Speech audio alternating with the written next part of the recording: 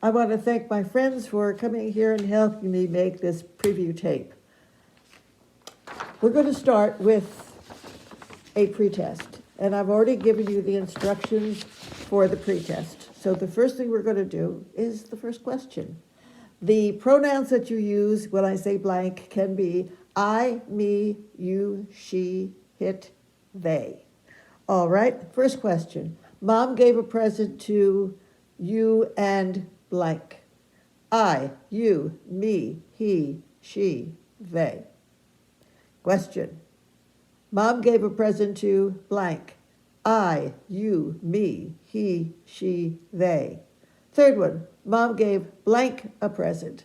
I, you, he, she, they. Okay. Answer to the first one. Mom gave a present to you and me.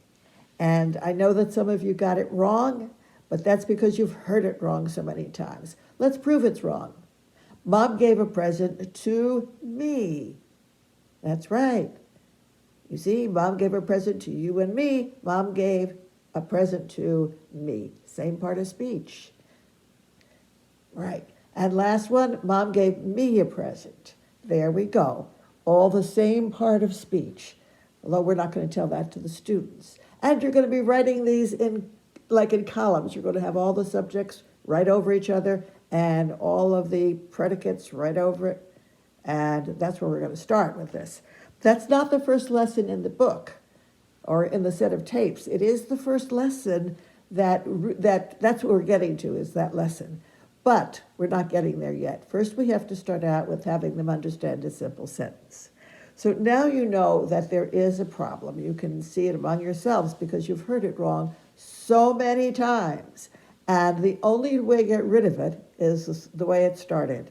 You have to hear it correctly and repeat it correctly. Hear it correctly and repeat it correctly. And this is a technique used by music teachers, by coaches, anybody who really knows how to teach will know that you have to model and repeat until the student gets it right.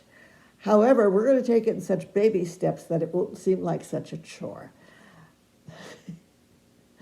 We don't want chores.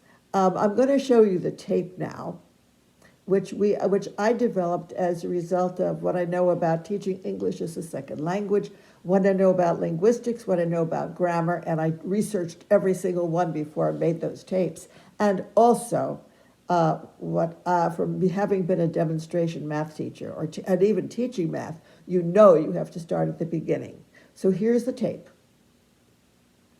Okay, you've watched the tape, and I know you've got some questions. The first question is probably, do I have to write everything on the board? Yes, you do.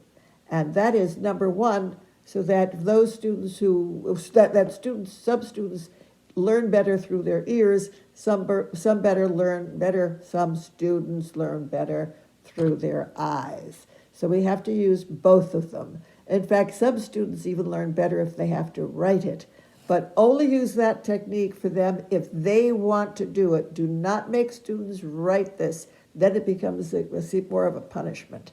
But the eyes and ears we can use. Writing it down might be a punishment for you, but we're doing it for good reasoning. It's good education, a good way to educate.